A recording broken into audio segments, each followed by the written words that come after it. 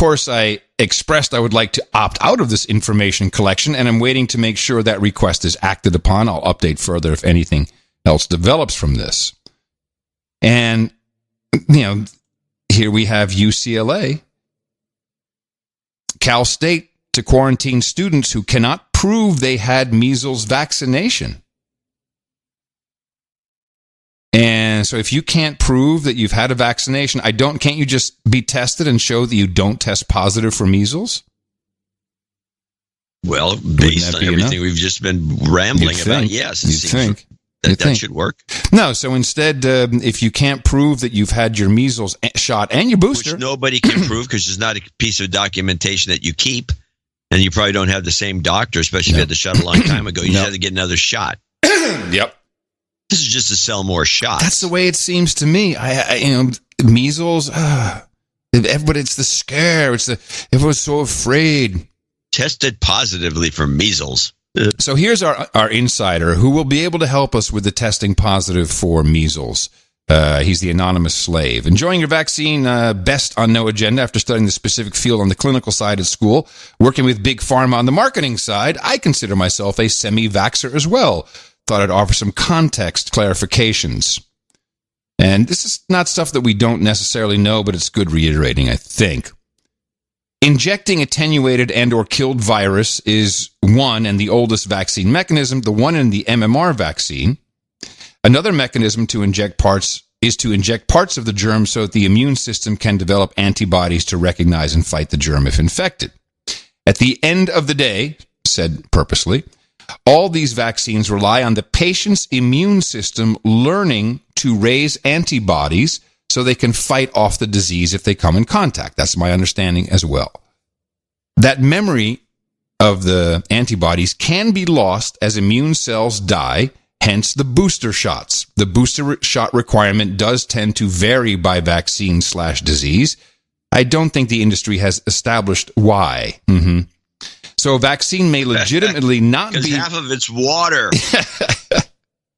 So a vaccine may legitimately not be 100% effective if that immune training doesn't happen effectively. There's no confirmation test done to see that someone actually responded to the antigen. Or in the cases of Gardasil and the yearly flu vaccines, it doesn't address every strain of the disease.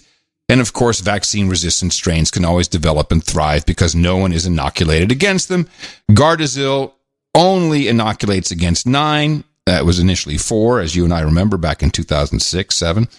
So that's 9 strains of HPV, which the exalted peer-reviewed literature claims accounts of 90% of the strains that can cause cervical cancers. With the flu vaccine, they have to guess every year what the dominant strains will be to throw into the vaccine. As you've mentioned in the show, very often they get it wrong.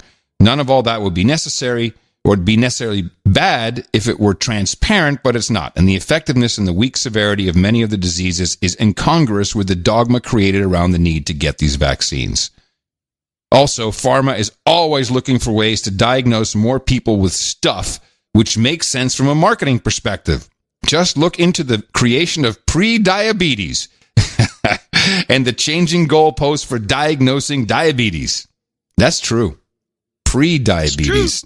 Pre-diabetes, yeah. Pre-cancerous, pre-diabetes. It's we're all pre-dead. Everybody's got pre-diabetes. Everybody's got pre-cancer. Everyone's got pre-death. You just gotta love it. It's fantastic. So the president was asked about the measles outbreak and what should be done. They have to get the shot. The vaccinations are so important. This is really going around now. They have to get their shot. Shut up, slave. Okay. Meanwhile, here's what went on in Coachella, which no one is frightened about. Most people go to Coachella for the music, but some are coming home with a more long-lasting experience. Doctors say herpes cases have skyrocketed at the Coachella Music Festival this year. They report seeing up to 10 times the cases they normally do this year. There have been more than 1,100 cases over the last 2 weekends of the festival. Now, this is something to be worried about for your kids.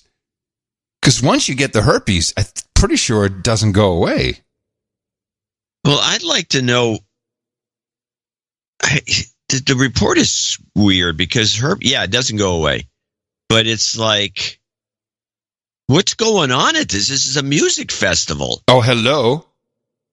I mean, are you telling me that everyone's having massive amounts of sex at Coachella? Hey, man, it's herd immunity.